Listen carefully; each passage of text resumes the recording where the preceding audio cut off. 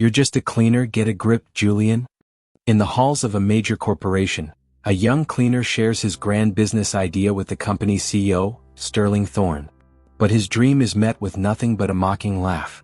That moment, meant to crush his spirit, instead fuels a journey that will soon have the tables turn, and both men will meet again on equal ground. Julian was no longer a cleaner, he was a businessman. Would the millionaire Sterling try to stand in his way, or would he choose to support him and walk this path together? If you liked the video and have subscribed to my channel, let's move on to our story. Enjoy watching. Jaden's world was defined by the silent hum of power and the lingering scent of polish. At 19, he was a ghost in the corporate machine, a figure in a gray uniform who moved through the gilded halls of Thorne Innovations as if he didn't exist.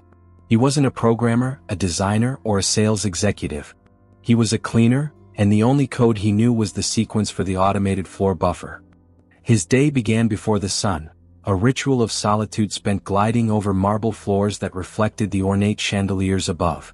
The floors were his canvas, and his work was a quiet rebellion. While others slept, Jaden meticulously erased the footprints of giants, men and women who wielded influence like a weapon, whose decisions shifted markets and determined fates. He saw their world from the periphery, a silent observer of their frantic late-night phone calls, their hushed arguments in glass-walled offices, and the discarded takeaway containers that told stories of impossible deadlines. He knew the building better than anyone. He knew the hidden power outlets in the stairwells, the creaks in the fourth-floor conference room, and the exact moment the automatic lights would turn on in the CEO's office. That office was a fortress of mahogany and steel, a place Jaden had only ever seen through the polish to a mirror-finished glass. Its occupant was a man of legend, a titan named Sterling Thorne. Thorne's reputation preceded him, a mixture of unyielding ambition and a ruthless efficiency that bordered on the inhuman. He was the kind of man who built his empire on the backs of others, a predator in a perfectly tailored suit. Jaden heard the whispers in the cafeteria, the stories of Thorne's ascent from a quiet, brilliant young man to a cold, calculating force of nature. He was an archetype of success, and Jaden knew that every inch of his domain was a monument to a life lived without hesitation or apology. Jaden's own life was a monument of a different kind, one built on struggle and deferred dreams. He lived in a cramped two-bedroom apartment with his grandmother and two younger siblings in a neighborhood where the sirens were a nightly lullaby. His grandmother, a woman of unshakable faith and a fierce spirit, had always told him that a man's worth was not in his possessions, but in his purpose. Her words were the fuel that kept his fire burning. Jaden's purpose was not to stay a cleaner forever. His purpose was to build something. He didn't dream of algorithms and stock prices. He dreamed of dirt, of green shoots pushing through dark soil, of the smell of freshly tilled earth and the taste of sun-ripened tomatoes. His dream, a carefully guarded secret, was to start a sustainable farming company. It was a ludicrous idea on the surface, a stark contrast to the sterile high-tech world he cleaned. But for Jaden, it was the only thing that made sense. He saw the disconnect in the world, people in towering buildings, disconnected from the very food that sustained them. He envisioned a business that bridged that gap, bringing fresh, locally grown produce to urban communities, creating jobs and nourishing the people who needed it most. He spent his nights hunched over library books, devouring every piece of information he could find on soil science, crop rotation, and business finance. He sketched diagrams of vertical farms on the back of discarded memos, his hands calloused from work but his mind sharp and focused. Every dollar he earned was a brick in the foundation of his future, a tiny deposit into a savings account that felt impossibly far from his goal. He understood the economics of his own life. Every penny spent on anything other than survival and his dream was a wasted penny. One night, as he was stacking the last of the cleaned office chairs, he overheard a conversation that would stick with him. A group of executives, laughing boisterously as they left a late meeting, were talking about a new initiative. "Thorne's plan is simple," one of them said. "He's going to acquire every competing startup in the sector. It's a scorched earth policy. He'll own the entire market by the end of the year." The others laughed, a cold, detached sound that sent a shiver down Jaden's spine. He wasn't just a ghost in the machine, he was a phantom witnessing its cruelty. It was a world where a dream could be snuffed out before it even had a chance to breathe, where a man like Thorne could decide the fate of entire industries with a single, calculated move. As he finished his shift and stepped out into the pre-dawn darkness, the cold air hit his face like a slap. He looked up at the skyscraper, a glass and steel monument piercing the sky. He knew the CEO was somewhere inside, probably in his glass-walled office, the master of his domain. Jaden was at the very bottom, but for the first time he didn't feel small. He felt like a seed, planted in the darkness, waiting for his time to grow. The skyscraper was just a building, a symbol of power that felt so distant, yet so tangible. His dream, however, felt closer, more real, more alive. He had a plan and he had nothing to lose. He would find a way to make it happen, not for money or power, but for purpose. He would build his own empire, one seed at a time. Sterling Thorne didn't sleep in his office, but sometimes it felt like he might as well. His world was a constant state of motion, a blur of early morning flights and late-night deals. The mahogany desk in his corner office was more than a workspace, it was a command center. The panoramic view of the city was not a pleasant sight, but a living map of his influence. The buildings were his pawns, the streets his battlegrounds. At 48 he was a king, and his throne was a leather chair worth more than Jaden's entire apartment. Unlike the common perception, Sterling Thorne wasn't born into this life. He had built it, brick by painstaking brick, on a foundation of pure, unadulterated ambition. His father had been a factory worker, his mother a homemaker. Their lives were a testament to the slow grind, the steady march of mediocrity that Sterling had vowed to escape from the moment he could understand the concept of a paycheck. He saw his peers chasing fleeting pleasures, while he saw only one goal: to have control. Not of people but of systems, of markets, of the very flow of capital. He devoured business books in his youth, not for inspiration but for strategy, dissecting the successes and failures of others with a cold, analytical eye. His first company was a software startup built out of his garage.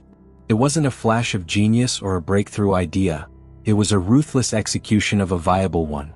He outworked, outmaneuvered, and eventually outbought his competition. He understood that technology was simply a tool, and that true power lay not in innovation but in domination. He acquired smaller companies not for their products, but for their talent, their user base, and their potential to be eliminated. His philosophy was a simple, brutal one: if you can't beat them, absorb them.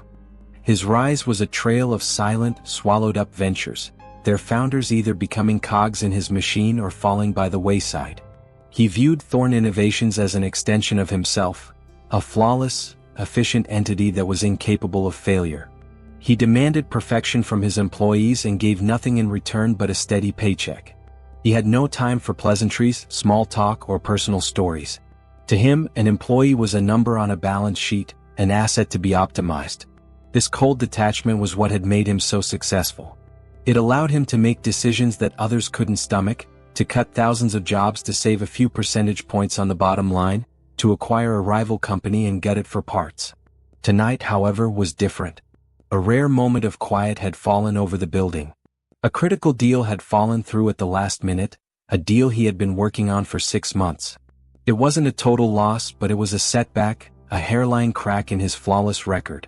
He was sitting in the dark, the city lights painting streaks across his face. He felt a flicker of something he rarely experienced: doubt. Not doubt in his abilities, but doubt in the very nature of the game he was playing. The endless cycle of acquisition and expansion felt hollow tonight. He was at the top, yet he felt as if he were just running on a treadmill, chasing a finish line that kept moving. He stood up, his suit jacket feeling constricting. The stillness of the building was unsettling. He often stayed late, but usually with a flurry of emails and phone calls. Tonight there was nothing. He needed to clear his head, to walk off the restless energy that was buzzing beneath his skin. He decided to go down to the server room on the 4th floor. There was an old document he wanted to retrieve, a physical copy of his very first business plan, tucked away in an old filing cabinet. He wasn't sure why he wanted to see it. Maybe it was a reminder of where he came from, or perhaps a way to ground himself in the ambition that had started it all. He took the private elevator down, the doors opening to a silent, empty hallway. The motion-activated lights flickered to life as he walked, his footsteps echoing in the silence. He was a king in his castle, but tonight the castle felt empty. As he turned the corner, he saw a figure at the end of the hallway, a young man in a gray uniform with a mop bucket at his side. The young man was talking to himself, his hands gesticulating wildly, a look of profound concentration on his face. He seemed to be lost in another world, a world of grand ideas and big dreams. Sterling Thorne stopped, a smirk playing on his lips. This was the true nature of the world, he thought. While he was up there in the quiet solitude of his office, grappling with millions of dollars and shattered deals, this boy was down here, in the mundane silence of his own small world, talking to an empty hallway. It was a laughable parallel. He was about to walk past without a word, to let the ghost continue his silent monologue, but a strange curiosity pricked him. He was tired of his own thoughts. He decided to engage, to puncture the young man's bubble of delusion with a dose of cold reality. He cleared his throat, the sound sharp and jarring in the silent hallway. The young man, startled, spun around, his eyes wide as they took in the imposing figure of the CEO. Their worlds had finally collided. Jaden's heart hammered against his ribs, a frantic drumbeat in the sudden, deafening silence. The figure before him wasn't a shadow or a figment of his imagination. It was Sterling Thorne, the myth made flesh, standing at the end of the polished hallway. The air crackled with a tension that was both surreal and terrifying. Thorne's presence filled the space, an aura of cold authority that made the vast corridor feel small. He was a man of steel and sharp angles, his expensive suit a second skin that masked an inherent predatoriness. Jaden felt his carefully constructed composure crumble, his mind a jumble of panic and humiliation. He had been caught, talking to himself like a fool, his most private and absurd dream laid bare before the very man who embodied its antithesis. Thorne, for his part, found the sight endlessly amusing. He leaned against the wall, a picture of effortless power, his hands tucked into his pockets. A slow, cruel smile spread across his face, the kind of smile that didn't reach his eyes. "Planning your hostile takeover, were we?" he asked, his voice a low, sardonic drawl that cut through the silence like a scalpel. He gestured vaguely at the empty hallway. "I must say, your audience seems less than impressed." Jaden swallowed, the lump in his throat as big as a fist. The temptation to lie, to say he was just rehearsing a presentation or talking on a headset, was overwhelming. But something, a flicker of that same defiant fire that had sustained him through years of hardship, pushed back. He straightened his shoulders, holding Thorne's gaze. "I was just going over a business plan, sir." The word "sir" felt like a bitter offering, a concession to a power he despised. Thorne raised an eyebrow, a clear sign of his disbelief. "A business plan," he repeated, the words dripping with condescension. "In a hallway. With a mop bucket. Tell me what grand enterprise requires this unusual level of discretion." He gestured to the mop bucket with a mocking flourish as if it were a clown's prop. For a moment, Jaden faltered. The easy mockery could have broken him. But he thought of his grandmother's quiet strength, of his younger siblings who looked up to him, and of the countless hours he had spent poring over library books. This was his purpose, his legacy, and he wouldn't let it be a punchline. He took a deep breath. "It's a company, sir. For sustainable urban farming.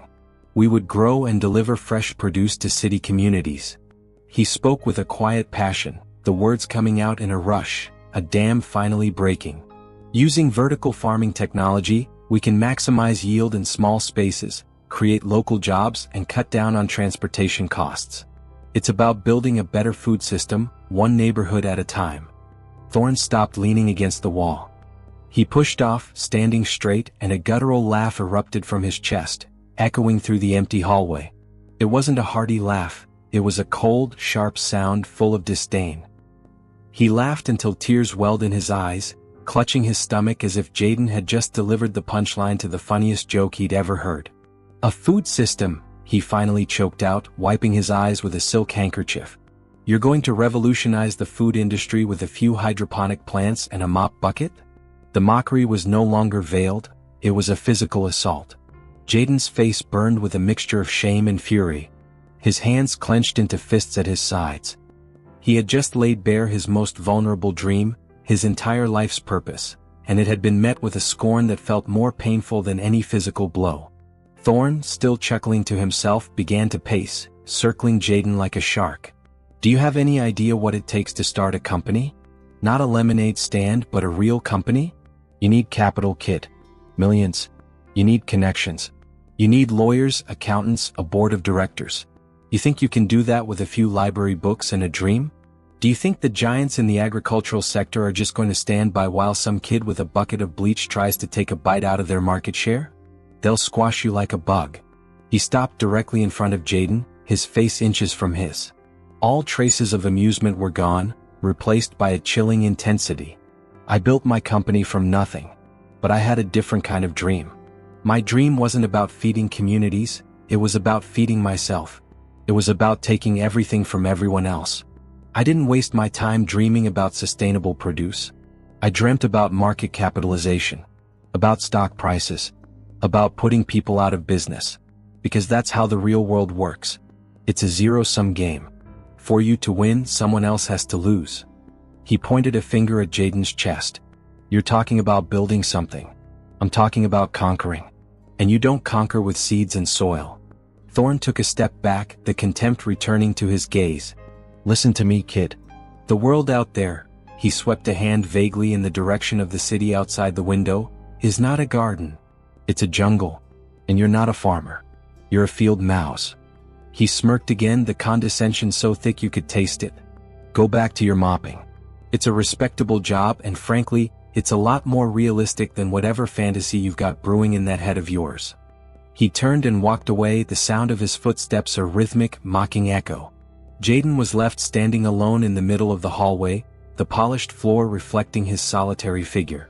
Thorne's words hung in the air, a poisonous vapor. For a moment, a wave of despair washed over him, threatening to drown his ambition. Thorne's world was so vast, so powerful, and Jaden's was so small, so insignificant. He felt the weight of his uniform, the mop bucket at his side suddenly a symbol of his place in the world. Then a quiet anger, cold and sharp as a razor, began to burn in his gut. He thought of Thorne's cruel laugh, the venom in his voice, the arrogant finality of his dismissal. He thought of the seeds he had hidden in a small plastic bag in his locker, waiting to be planted. A field mouse, Thorne had called him. Maybe so. But even a mouse can gnaw through the roots of a giant oak. Thorne had dismissed his dream as a childish fantasy, but he had failed to see that Jaden's dream wasn't about money or power. It was about purpose, about the simple, profound act of creation. It was a dream Thorne, for all his wealth, could never understand. Jaden bent down, picked up his mop and pushed it forward. He resumed his work, but his movements were no longer aimless. They were deliberate, measured, and fueled by a new, fierce resolve. Thorne's laughter had not broken him, it had tempered him. The sting of his words had not defeated him. It had ignited a fire that would not be extinguished. He was still a cleaner in a corporate building, but he was also a man on a mission. The confrontation was over, but the game had just begun. He would see Sterling Thorne again. He had to. The echo of Sterling Thorne's laughter was a ghost that haunted Jaden as he pushed his mop down the silent hallway. It wasn't the sound itself that was so chilling, but the cold, cruel truth behind it. Thorne had been right about one thing. A dream, no matter how pure, was useless without the capital to fuel it. He had spent months, years, building an intricate fantasy in his head, a beautiful but fragile blueprint. Thorne had taken one look at it and, with a single sneering comment, had shattered its flimsy foundation. A fantasy was a castle built on sand. Jaden needed to lay a foundation of concrete and steel. The rage, which had been a hot, searing fire in his gut, began to cool, replaced by a hard, calculating resolve. Thorne had called him a field mouse. He would show him what a field mouse could do. That night, Jaden didn't go home immediately after his shift. Instead, he took the long bus ride across town to the neighborhood he had known his entire life, and headed straight for the public library. The place was more than just a building full of books. It was his sanctuary, a quiet refuge from the noise and chaos of his life. He walked past the rows of fiction and history, his mind no longer on the theoretical but on the practical. He went to the business section, pulling books on grants, small business loans, and venture capital. He wasn't looking for inspiration anymore. He was looking for a weapon. He had always been a quiet observer, a silent listener. Now he was preparing for a fight. He found a secluded table and began to work. The stacks of books grew around him, forming a wall between him and the rest of the world. He read for hours, his gaze scanning for keywords, his mind absorbing every piece of information on how to turn an idea into a reality. The process was daunting. The language of finance was a foreign tongue, a labyrinth of acronyms and jargon he had to decipher line by painful line. He learned about seed funding, bootstrapping, angel investors, and Series A rounds. It was a world that felt impossibly far from his reality of minimum wage and overdue bills. But he didn't let it deter him. He was a master of the tedious and the mundane. If he could spend hours polishing a floor to a mirror sheen, he could spend hours understanding a balance sheet. As the library neared closing time, a soft voice broke his concentration. "Still here, Jaden?" It was Miss Eleanor Vance, the elderly librarian with a kind smile and eyes that held a lifetime of quiet wisdom. She had watched him for months, a silent patron who devoured books with an insatiable hunger. "You're reading some heavy stuff tonight. Everything all right?" Jaden looked up, the weariness in his eyes betraying the fierce energy within him. "Just trying to get a better understanding of the world, Miss Vance." She looked at the titles on his table: The Art of the Pitch, Venture Capital for Beginners, A Guide to Urban Renewal Grants. She nodded slowly, a knowing look on her face. "The world can be a complicated place, dear. But it's not always about money. Sometimes it's about a good story. People invest in people, not just numbers." She reached out and gently tapped the cover of A Guide to Urban Renewal Grants. "There's a small business pitch competition at the community center next month. They're giving out a startup grant for the best idea. It's for new ventures that aim to improve the community." She gave him a gentle, encouraging smile. "A good story can get you a long way. You have a very good story, Jaden." Her words were a lifeline. A competition. A grant. It was a tangible starting point, a place where his dream could meet reality. The next day, his lunch break at Thorn Innovations was spent not in the cafeteria, but in the break room, hunched over his notebook. He was writing a new kind of business plan, one not just for a company but for a story, the story of what his company would do for his community. He wrote about the food deserts in his neighborhood, the lack of fresh produce, and the way a vertical farm could bring jobs and healthy food to the people who needed it most. He wrote about the quiet dignity of work and the power of a single seed to change a life. The words flowed from him, fueled by the memory of Thorne's laughter and Ms. Vance's encouragement. That weekend he went on a hunt. The grant application required a specific location. He couldn't afford a new building, so he had to find a place nobody else wanted. He walked for hours through the forgotten corners of his neighborhood, past boarded-up storefronts and abandoned lots. He was looking for a different kind of prize, not a diamond in the rough but a weed in the sidewalk crack, a place that had been discarded just like him. He finally found it, an old, decaying community center with a collapsing roof and graffiti-covered walls. It was a monument to what had been, a place that had long been forgotten. But when he looked up, he saw the rooftop, a vast, flat expanse of cracked concrete. It was a disaster, but to Jaden it was a blank canvas. He imagined rows of leafy greens, the hum of hydroponic pumps, and the quiet satisfaction of watching something beautiful and useful grow in a place where nothing was supposed to grow. He spent the next 2 weeks working tirelessly. He would work his night shift at Thorn, his body moving through the familiar motions of cleaning while his mind was a storm of calculations and ideas. He would go home, grab a quick 2-hour nap, and then work on his business plan. The grant application was a beast, demanding financial projections, market analysis, and a detailed operational plan. He felt the weight of Thorne's words every time he struggled with a new section, the ghost of that sarcastic laugh echoing in his head. But he refused to give up. He was no longer just a cleaner, he was a founder. He was a strategist. He was a man with a purpose. On the night before the deadline, Jaden sat at his table, surrounded by papers and books, his eyes burning with exhaustion.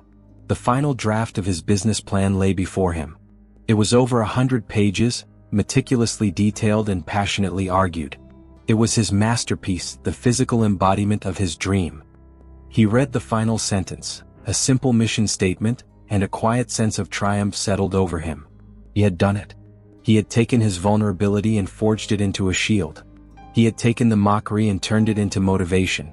He had not only planned his future, he had built the first brick of his empire. He felt a profound sense of self-respect, a feeling that no amount of money could buy. He was ready. He would see Sterling Thorne again, not as a cleaner but as a contender. The community center was a world away from the cold, sterile hallways of Thorne Innovations. Here the air was thick with the scent of fresh brewed coffee and nervous anticipation. The building, though worn and in need of new paint, buzzed with a vibrant human energy that the corporate skyscraper lacked. 100 small dreams, each one a tiny fire, flickered in the room. Jaden, his carefully pressed suit feeling a little too tight, clutched his worn notebook, his hands clammy. He watched the other contestants. A young woman with a meticulously planned presentation for a food truck, an older gentleman with a pitch for a neighborhood tutoring service, and a couple with a slick, professional deck for a mobile car wash app. They all had a quiet confidence that made Jaden feel like a counterfeit, an imposter who had wandered into the wrong room. He found a seat in the back, trying to make himself small. He listened as a contestant with a technology startup spoke, using jargon and buzzwords that flew right over Jaden's head. The judges, a diverse panel of local business owners and community leaders, listened intently, nodding at the mention of disruptive innovation and scalable architecture. Jaden felt a familiar pang of self-doubt. Thorne had been right. This was a different language, a different world. His simple dream of planting seeds felt almost foolish in a room full of digital nomads and app developers. He closed his eyes and saw Sterling Thorne's mocking face, the cold disdain in his eyes. He heard the echo of Thorne's cruel laugh. A field mouse. The memory was a sharp, hot jab, and it was enough to clear his head. He wasn't here to impress a tech mogul. He was here to tell a story, his story, and the story of his community. Hours passed, each pitch blurring into the next. Finally, the moderator called his name. Jaden Reed. He stood, his legs feeling like they were made of lead. He walked to the front of the room, his notebook feeling 100 pounds heavier in his hands. He took his place behind the podium, and for a moment he froze, a deer caught in the headlights. The bright stage lights blinded him, and the sea of faces in the audience blurred into a single expectant stare. His meticulously memorized opening lines vanished from his mind. He took a deep breath, and instead of trying to remember the lines, he just spoke from the heart. "My name is Jaden," he began, his voice surprisingly steady. "And I live in a part of the city where the closest thing to a farm is a gas station with a few bruised apples in a basket. We call it a food desert. My grandmother taught me to cook with fresh vegetables from her tiny garden, but not everyone has a garden. My friends' parents work 2-3 jobs just to put food on the table, and they often have to choose between fresh, healthy food and the cheapest, most convenient option." He paused, letting the weight of his words settle in the room. He wasn't pitching a business, he was describing a reality. "My idea is a company called Verde Urban. It's not a tech company. It's a community company. We're going to build a vertical farm on the rooftop of a community center, a place that's been sitting empty for years. We'll use hydroponics so we won't need soil, and we'll use less water. We'll be able to grow fresh vegetables year-round, right in the heart of our neighborhood." He pulled out a simple hand-drawn diagram from his notebook. It wasn't a professional rendering, but it was clear and full of a passion that was impossible to fake. He showed how the system would work, with a series of stacked growing trays and a recirculating water system. He talked about creating jobs for people in the neighborhood, about teaching kids about sustainable agriculture, and about building a new kind of economy, one based on community, not just profit. He then shifted to the numbers, but he presented them differently. He didn't talk about market capitalization or venture capital returns. He talked about return on community investment, about the value of a healthy child and a thriving local job market. He had studied the numbers, and he presented his budget for the initial setup, the projected yield, and the delivery model, all of which were meticulously detailed. He had done his homework. He finished his presentation and looked out at the judges, the silence in the room a stark contrast to the nervous buzz that had filled it before. The head judge, a formidable woman with a stern expression, spoke first. "Mr. Reed, your passion is clear. But your business model, while well-intentioned, is not designed for rapid scale. How do you intend to grow beyond a single rooftop in one neighborhood? How do you compete with the industrial agricultural giants?" Jaden didn't falter. He had anticipated this. "You're right, ma'am," he said. "Verde Urban isn't designed to be a competitor to the giants. It's designed to be a model for a different kind of food system. We won't take them on head-to-head. Instead, we'll build a network of community-owned vertical farms, one rooftop at a time, each one a small, profitable business run by local people. We'll scale by empowering others, not by dominating the market. We're not building an empire, "We're building a movement." The judges were silent for a moment, absorbing his words. The stern judge nodded slowly, a hint of a smile touching her lips. The other judges followed up with questions about supply chain, marketing, and legal structure. Jaden answered each one, drawing on the knowledge he had so painstakingly acquired from his late nights at the library. He spoke with a quiet authority, no longer the timid cleaner, but a man who understood his business from the ground up. When he stepped off the stage, he felt an immense sense of relief, as if he had just carried a great weight and finally put it down. He went back to his seat, his mind a blur. The rest of the pitches passed in a haze. Then came the final announcement. The moderator stood at the podium, a large, sealed envelope in his hand. "And the winner of this year's Urban Renewal Grant and a startup grant of $50,000 is Verde Urban, founded by Jaden Reed." The room erupted in applause. Ms. Vance, who had been sitting in the front row, beamed with pride. Jaden stood up, a disbelieving smile on his face. He walked back to the stage, the cheers a distant, ringing sound in his ears. The head judge shook his hand, her gaze warm and approving. As he held the oversized check, a physical symbol of his victory, he felt a profound sense of vindication. Thorne had called his dream a fantasy, but this was real. The money was real. The opportunity was real. He had taken the first step, and he hadn't done it by crushing others or by dominating a market. He had done it by building something, by telling a story, by daring to believe that a different world was possible. He looked at the check and knew with absolute certainty that this was just the beginning. He would see Sterling Thorne again, not as a cleaner but as the CEO of his own company. And the next time they met, he wouldn't be holding a mop bucket. The $50,000 check felt impossibly light in Jaden's hands, a slip of paper that held the weight of his entire future. The applause had died down, the congratulations had been said, and he was left standing alone in the quiet community center, the oversized check tucked carefully into his worn briefcase. The victory was exhilarating, a surge of adrenaline that made him feel invincible. But as the initial high faded, the reality of the task ahead settled in like a heavy coat. The grant was a beginning, not an end. It was enough to buy seeds and initial materials, but it was far from enough to build an entire company. Sterling Thorne's words echoed in his mind. "You need capital, kid. Millions." Jaden's $50,000 was a drop in Thorne's ocean, but it was his drop, and he would make it count. He knew he couldn't afford a single misstep.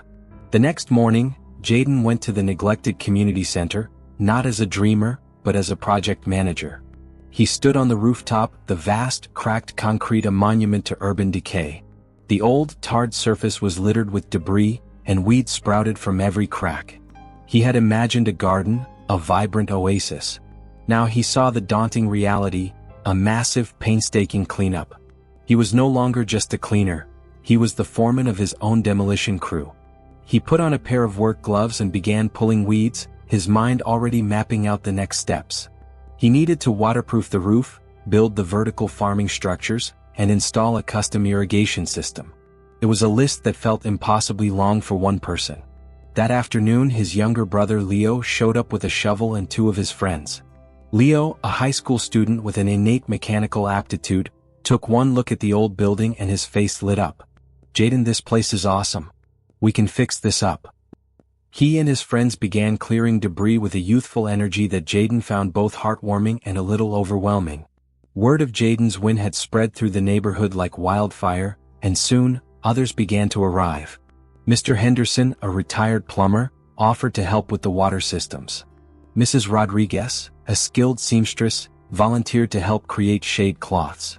Even Ms. Vance showed up, a pair of gardening gloves on her hands, offering to organize a small team to sort and clean the donated supplies. The project became a living, breathing thing, an organism fueled by collective hope and a shared purpose. The once lonely rooftop was now a symphony of sound. The scrape of shovels, the clang of tools, the quiet chatter of people working together. Jaden, at the center of it all, was no longer just the project manager. He was a leader. He found a hidden talent for delegation, for seeing the right job for the right person. He learned to trust the skills of his neighbors, to listen to their advice, and to value their contributions.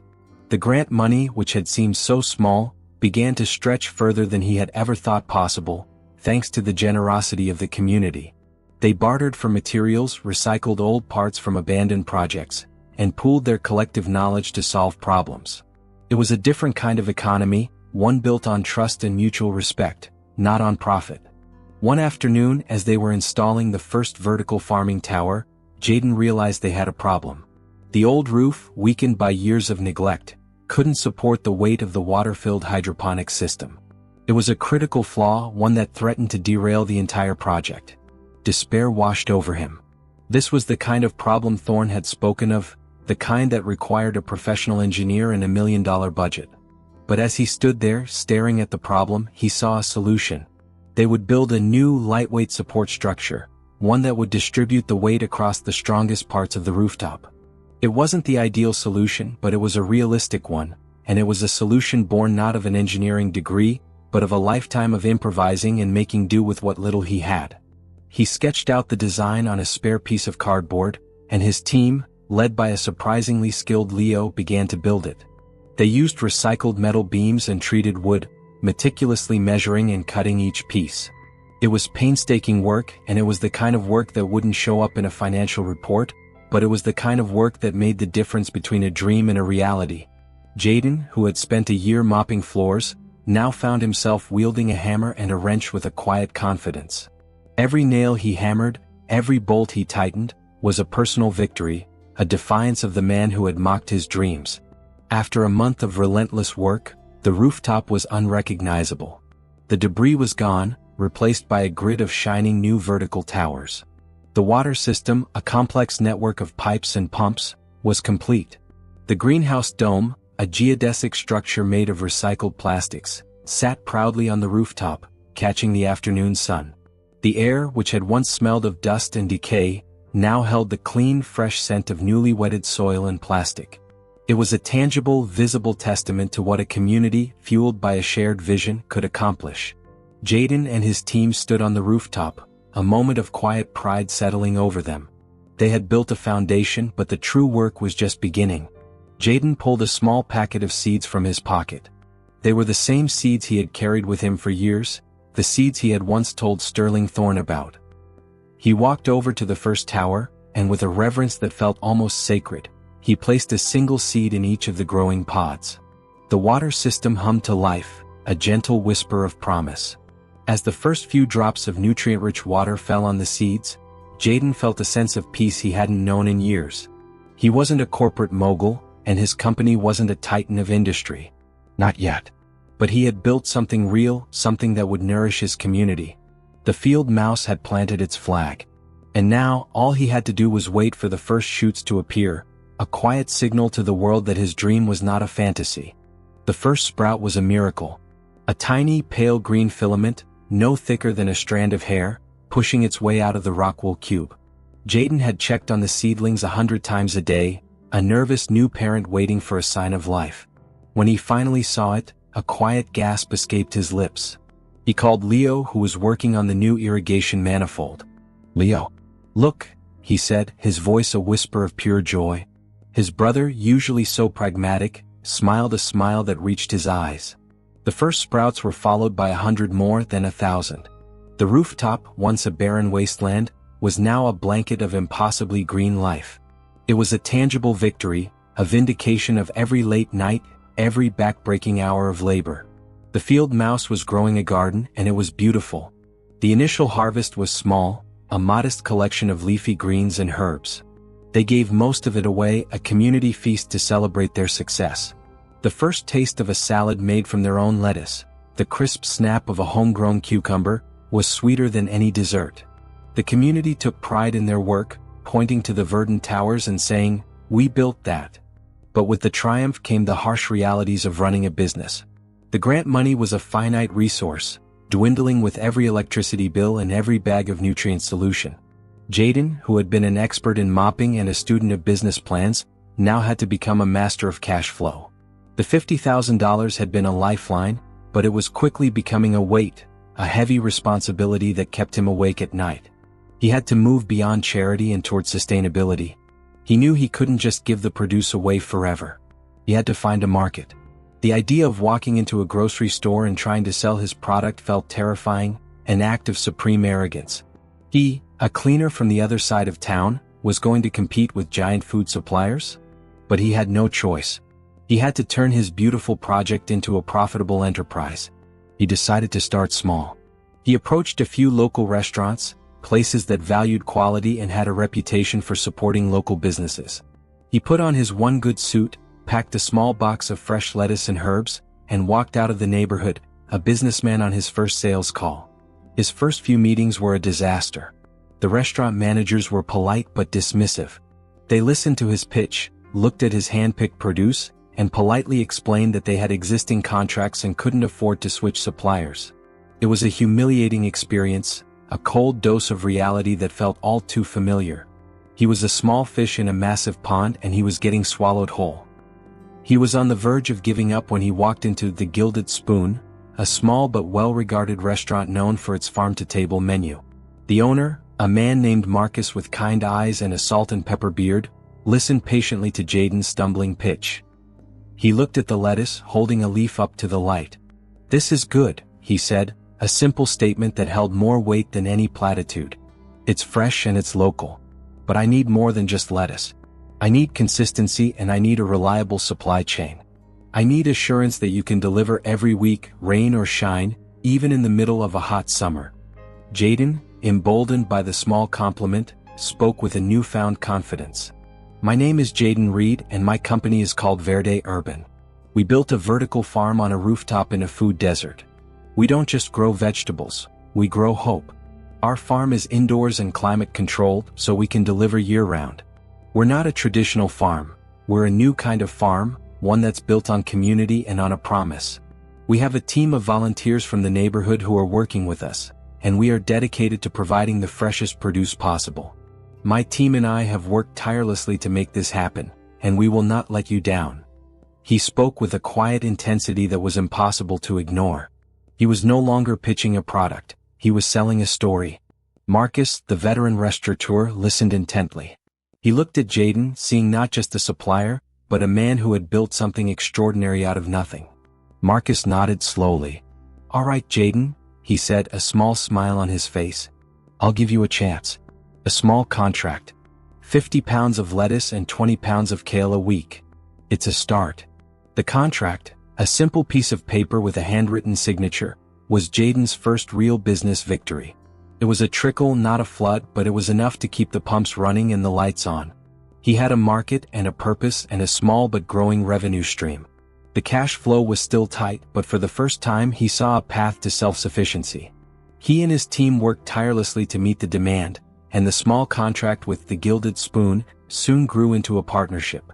The restaurant's customers loved the story behind the produce, and the quality was undeniable. Weeks turned into months and the rooftop farm flourished. Jaden, now a full-time CEO, spent his days managing the farm, mentoring his team and networking with other local businesses. His nights were spent on the books, meticulously tracking every expense and every dollar of revenue. The business was growing slowly but surely, with new contracts being signed every week. One day, a local newspaper reporter who had covered the pitch competition came to do a follow-up story. She spent the entire day on the rooftop interviewing Jaden and his team and marveling at the transformation. The article, titled "From Mop to Mogul: One Man's Unlikely Journey to Urban Farming," was a hit. It was a story of hope and resilience, a powerful narrative of a young man who had dared to dream and had the tenacity to make that dream a reality. The article was picked up by a regional magazine, then a national online publication. The story found its way to an office with polished marble floors and a stunning view of the city. Sterling Thorne, sitting at his large mahogany desk, his attention focused on a complex spreadsheet, was interrupted by his assistant. "Mr. Thorne, a story in a local online publication is getting a lot of traction. It's about a new urban farm. I thought you might find it interesting." The assistant placed a tablet on his desk, the article already pulled up. Thorne's gaze fell on the large, full-color photograph at the top of the page. It was a man standing on a rooftop, surrounded by leafy green plants, his face a study in quiet pride and determination. Thorne's eyes narrowed. He recognized the man. It was the cleaner, the one who had dared to speak of dreams in his hallway. He read the headline again, "From Mop to Mogul." A slow, calculating smile spread across his face. The field mouse, it seemed, had built a farm. The conference room was a fortress of polished wood and gleaming glass, a place where multi-million-dollar deals were made and broken with a single word. Jaden Reed, in a tailored suit that felt both alien and empowering, sat at a long oval table. Across from him, a sea of faces, lawyers, financial advisors, and silent observers, all representing Thorne Innovations. At the head of the table sat Sterling Thorne. He looked exactly as Jaden remembered him, immaculate, unsmiling, and radiating an aura of cold, calculated power. The man who had laughed at his dreams now held the fate of those dreams in his hands. Thorne began the meeting without preamble. "Mr. Reed, thank you for coming. I'll get straight to the point. We have a proposal. We've been following the progress of your company, Verde Urban. It's an interesting little operation. Niche market, but you've managed to get some traction. We're prepared to make you an offer to acquire it. A significant offer." Jaden's heart pounded against his ribs. He had anticipated this. The national media exposure, the growing market share, the buzz around his company. Thorne Innovations didn't invest in small projects. They bought them, absorbed them, and made them their own. It was a tempting proposition. The money could change his life, his family's life, and the lives of everyone in his neighborhood. But it would mean giving up the dream.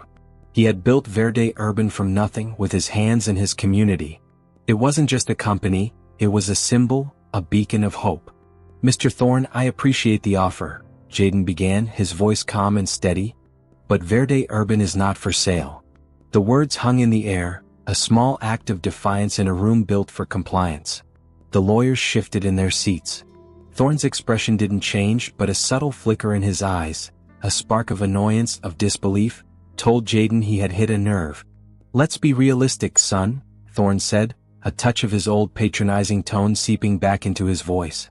"You're a small operation. You've hit your ceiling. Scaling up is a different game. It requires capital, infrastructure, and a global supply chain. Things you don't have and will never be able to afford. My offer is a chance for you to walk away a wealthy man. Don't be foolish." He leaned forward, his hands clasped on the table. "I once told you this was a dog-eat-dog world. Well, you've managed to catch a few fleas. I'm giving you a chance to join the pack." Jaden leaned forward too, mirroring Thorne's posture. He met Thorne's gaze, not with the wide-eyed hope of a young cleaner, but with the quiet confidence of a man who had built something from the ground up. "With all due respect, Mr. Thorne, the world isn't just dogs. It's also field mice. Mice that can build a farm on a rooftop and turn a barren wasteland into something that feeds a community. A farm that you, with all your money, couldn't build. We're not the same. You build empires to get richer. I built Verde Urban to make a difference." Thorne's jaw tightened. The words were a quiet rebuke, a reversal of their first meeting. The young man wasn't a supplicant anymore. He was an equal, a competitor. He looked at Jaden's hands, no longer gloved and grimy, but the knuckles were still scarred from a month of hard labor. Thorne suddenly understood the difference between a business built on spreadsheets and a business built on sweat. "So what, you want to change the world, is that it?" Thorne's voice was low, laced with contempt. "No, Mr. Thorne," Jaden said, a small genuine smile on his face. "I already have." He stood up, and for the first time he felt taller than the man across the table. He took a business card from his wallet, a simple white card with a small green sprout logo, and slid it across the table. "But if you'd like to invest in the future, my door is always open. My terms, of course." He turned and walked out of the room, leaving the silent, stunned faces of the Thorne Innovations team behind him. Weeks later, Jaden received an envelope. Inside was a contract for a substantial investment, not an acquisition. It was a partnership, with Jaden retaining full control of his company. It was an acknowledgement of his vision, his tenacity, and his unwavering belief in his dream. The contract was signed with a single elegant signature, Sterling Thorne. The man who had once laughed at a cleaner's dream was now financing it. Jaden read the terms, a small smile on his face. He would build his company his way. He would grow his community one farm at a time. He would change the world one tiny green sprout at a time. The field mouse had not only built a farm, he had also found a way to make the lion respect him. Dear viewer, if you've watched up to this point, thank you for your support. I have a small request. If you enjoy my stories, you can subscribe to the channel, and don't hesitate to share your thoughts about the stories in the comments. Enjoy watching. Thank you for listening.